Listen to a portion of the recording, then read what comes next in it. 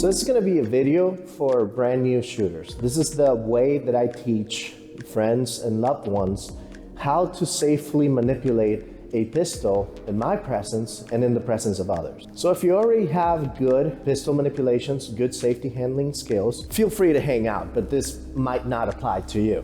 I'm not afraid to end friendships or yell at old people if I see that they're doing something unsafe with a firearm. I used to work as an RSO in a shooting range, and a thing about doing that job is that you develop a heightened sense of awareness of what people do with firearms around you and how complacent they can be and how often it actually tends to happen. So let's establish some rules for this conversation and drill that I'm about to show you. First of all, every gun is loaded until it's not. This means that it is not until you visually and physically inspect the firearm and confirm that it is unloaded that that weapon can be deemed as safe to handle, even though technically it is just an unloaded firearm and it still needs to be treated with the same level of caution as if it was loaded. And yes, this means even turning your back at a firearm. If you lose positive control, even if it's just visual, you should still get in the good habit of clearing those firearms to avoid any potential dangerous situations. This drill will help you develop a good situational awareness and a good practice routine for every time that you handle a pistol or a firearm. We're mostly going to focus on pistol today. Now, muscle memory does not mean that you have permission to become complacent when handling a firearm. Big reason why people shoot themselves when conducting administrative operations with their pistols is due to becoming complacent and not being aware of the order of operations for the particular activity they're performing or actions they're trying to execute on the firearm. The mindset is also very important. You should not fear the weapon, you should respect the weapon. Know that you are ultimately responsible for everything that that weapon does outside of mechanical failures. Now, common courtesy and respect is key. If you're handling firearms around myself or around other people and I'm present, I will never judge you or find it annoying if you decide to exaggerate safety precautions to ensure that everyone present in that room understands that you're manipulating a firearm and you're doing everything to maintain situational awareness and safety for everyone present in that room. So a lot of the times when I'm in the office and I'm handling a firearm, I will out loud let everyone know around me, hey guys, I'm showing Mikey here this pistol, magazine is out, slide is locked to the rear, nothing on the chamber, can you confirm? Can you confirm? Can you confirm? We have a clear weapon. I announce to everyone that the weapon is clear, and I also have other people visually and physically inspect that as well. Now, for this drill, you're going to need two people. You can also do it by yourself, but teaching this to someone else, it's really good because you know that they will pass this on to someone else, so on and so forth. The transfer of a loaded firearm to someone else should not feel okay. It should not feel normal. It should be met with a certain level of apprehension and hesitation. For the purposes of this drill, we're utilizing a simunition Glock. If I hand you over this firearm, as it is loaded with simunition ammo. Handing over a firearm to someone else that has a magazine in the firearm is not desirable. There are certain moments when this happens that is just out of our control and when we must do it for whatever, a multitude of reasons. But normally, if you are conducting any kind of educational environment type teaching or administrative cleaning, or if you're in the military, you're in the arms room and you're passing over firearms, this is a really good habit to form and get yourself used to. I'm basically explaining to people how... This is a quick peek at what we're capable of doing here at ANR Design.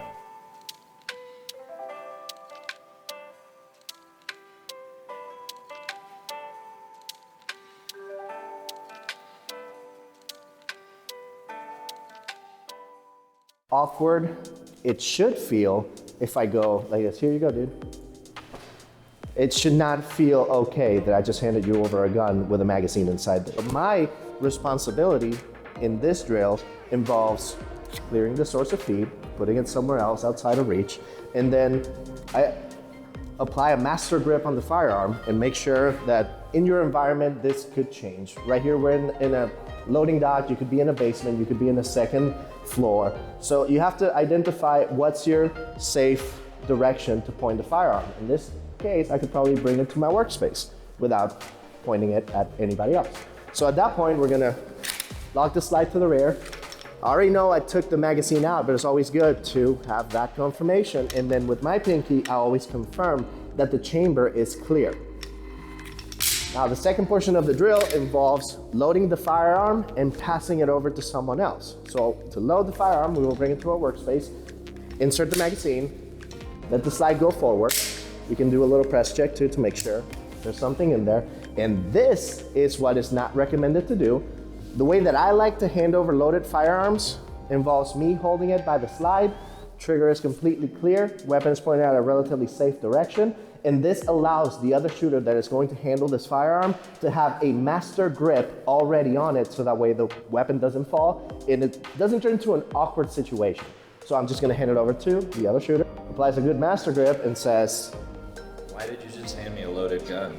Bingo. So now, the first thing that the shooter has to do is, well, not shooter, but other person, right? Because we're not shooting. They remove the source of feed and put it somewhere else. Clear the chamber out, so that allowed the round to eject from the firearm as if it would normally. Then he will lock the slide to the rear and then physically and visually inspect the chamber and the magazine. Now he's going to load it, hopefully with snap caps, training ammunition. In this case, we're using simunition rounds. I am confident in his skill and abilities to know that we don't need to worry about eye protection, but that should also be a good thing that we could practice. Now he's gonna hand it over back to me, and I'm gonna take it, apply a good master grip, because a lot of the times when you hand over a firearm, it's usually better to just let them pick them up rather than hand it over, because a lot of stupid stuff could happen between here and there that is potentially dangerous. If the firearm slips from your hand and you try to catch it, you gotta remember that that trigger is still exposed. So a lot of the times when you need to transfer a firearm from someone to someone, it is usually better to just pick a neutral position where they can just pick up the firearm from there and then do whatever it is that they need to do with the firearm at that point. So he just handed me over a loaded firearm. I see the magazine and I go, wow, dude, not cool. You just handed me over a loaded firearm. So I will do the same thing. And where you stand matters a lot. You don't necessarily have to always stand looking at your buddy. You just stand away, protect him, and he will give you some love. Remove the source of feed.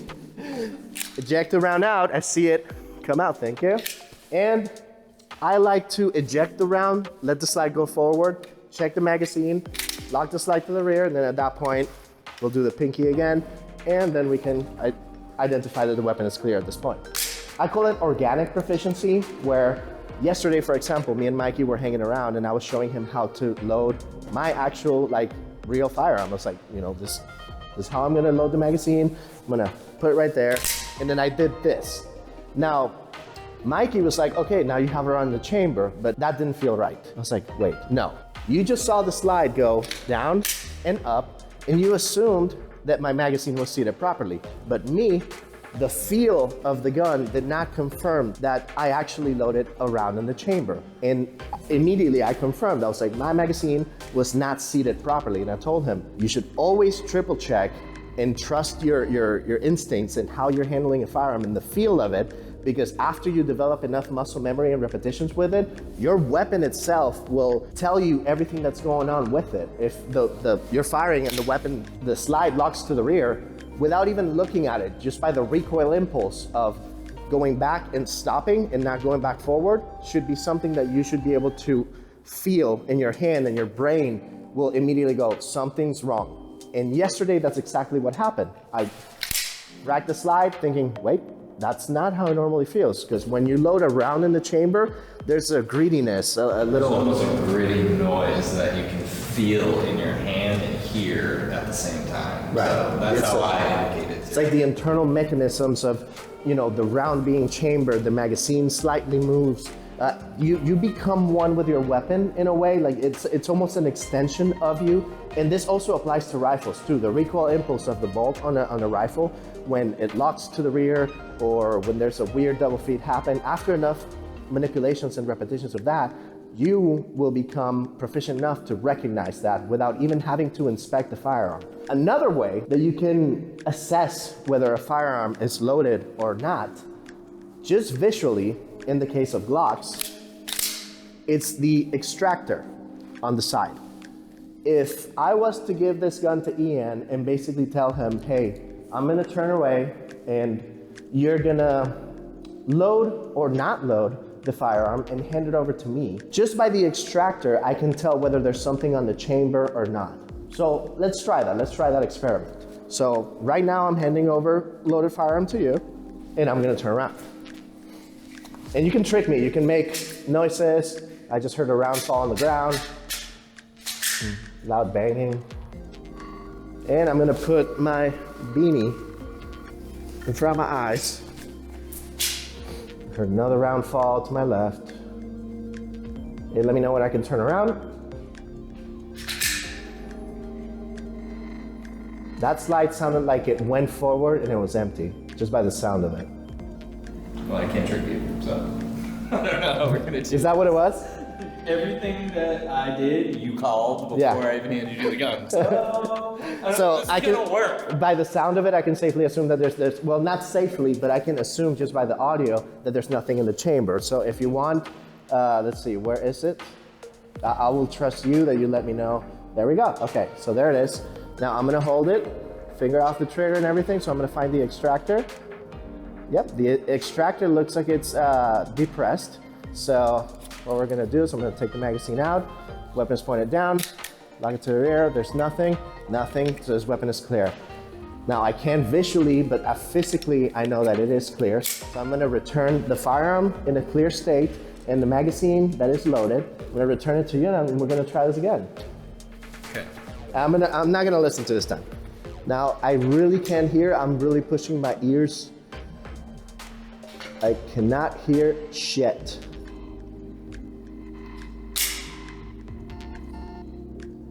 Well, that was a slide. Even though I'm like trying my hardest to not hear, I could hear a slide. Okay, alrighty. So I have hands here, master grip, there we go. Now, that is loaded. The extractor, there's something in there, whether it is an empty casing or a bullet, that is loaded. So magazine is there. So let's listen. Yep, it was. So I'm gonna put pinky. I hand fed that one in so it didn't make noise feeding from the magazine. That's clever. That's cool. But the extractor is a great way to assess whether a Glock or other pistols, Rugers, sometimes they have that little lippy boy Little thing. top indicator. Right. So that's one way that you can visually inspect. If you see that, I probably should. I probably at this point I could probably.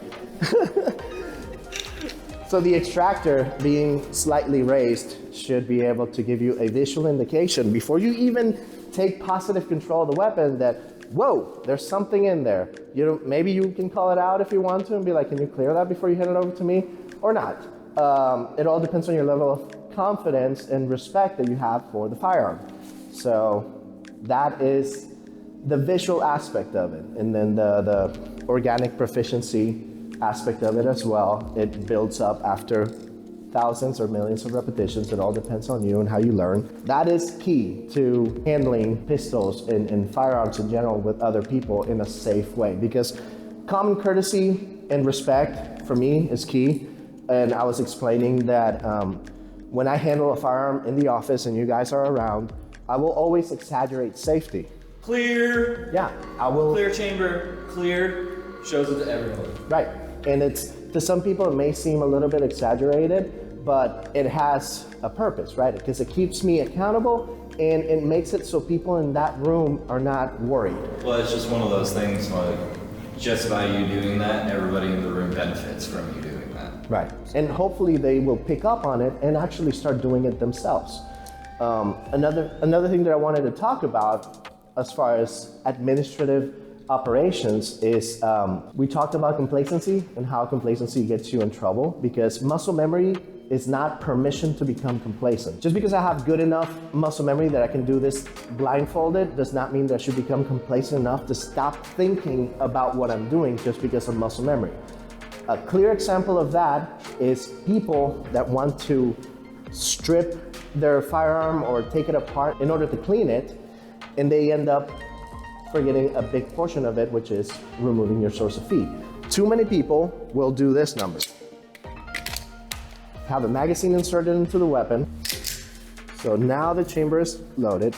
They will either remove the source of feed, first of all, and then assume that the chamber is clear, and then end up shooting themselves, because in order to take a Glock apart, you have to fire the action.